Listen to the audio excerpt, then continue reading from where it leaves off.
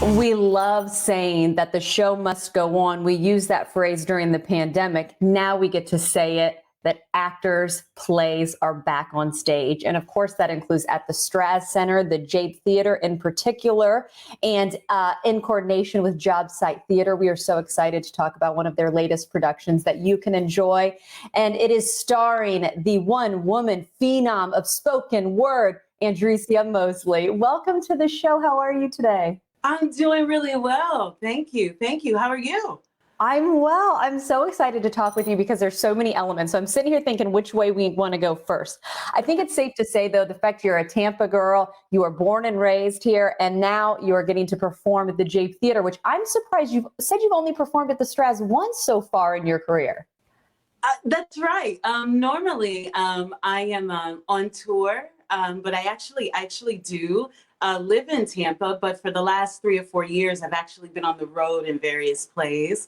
So as of January, I actually came home, and now I have an opportunity to do some work here. And we're so excited about that, getting to perform at the Jape. The thing that always stands out to me before we dive into the meat of what Twilight Los Angeles 1992 is all about, again, one-woman show here. I cannot imagine the task. Speak about when you find out you're going to be involved in a one-person show, the positives, the negatives, the challenges. How do you start getting your mind wrapped around it? Yeah, I always tell everyone that I think I may be a little crazy. I think that may be the only way to really successfully pull off a one-woman show.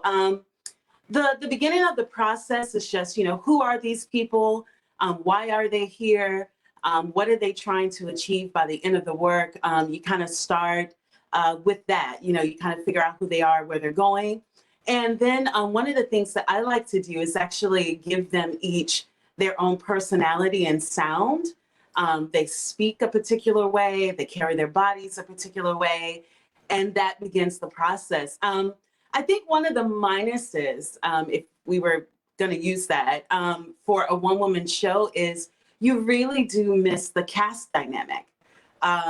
You're the only one that's in rehearsal, you're the only one that's on stage or backstage. So you do kind of miss the dynamic of having some of the rest of the cast there. Now we get to dive into actually what this play is about. I was kind of, waiting for that because making the transition right now, it's such a divisive time in our society. In 2020, we've seen so much. Now you're getting to be a part of a play that, let me get this right, premiered right after the Rodney King riots in Los Angeles. Correct. So talk a little bit about taking on a play like this and why it was so poignant to perform it at this time. Yeah, actually, yes. So the play does center around the 1992 Los Angeles riots that were a result of the beating of Rodney King and the whole legalities that went with that there in Los Angeles.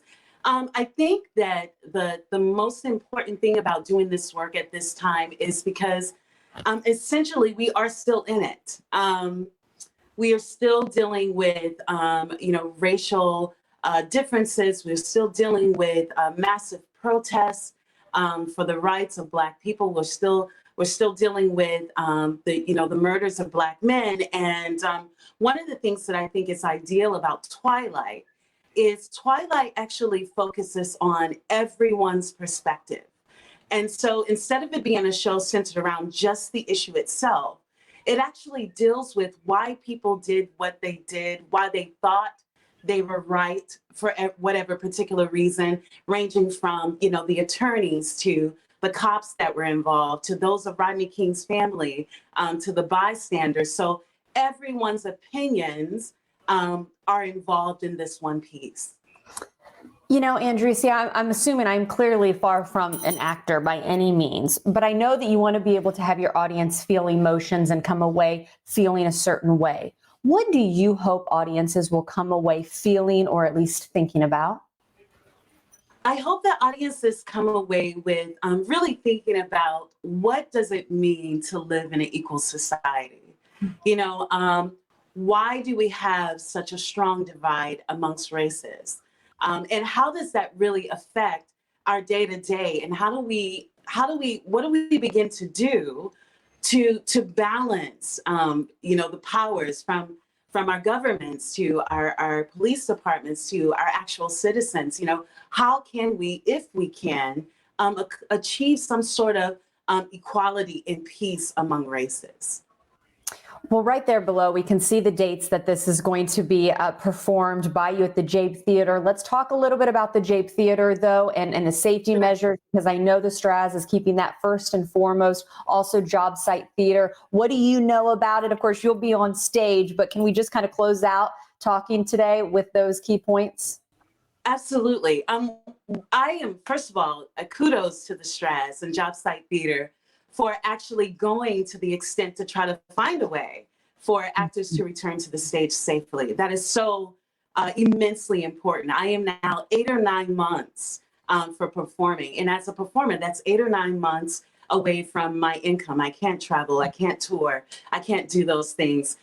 So the measures that the Straz has put in place, first of all of the seating is at least 6 feet apart.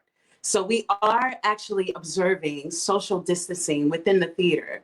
So what that means for the theater is that only 1/3 of its capacity will be reached. So if we had a full house, we're talking about filling it to 1/3 of its capacity. And that is for the safety of everyone else. The way that I am positioned on stage is probably about 12 feet or so from everyone else. And I'm actually elevated.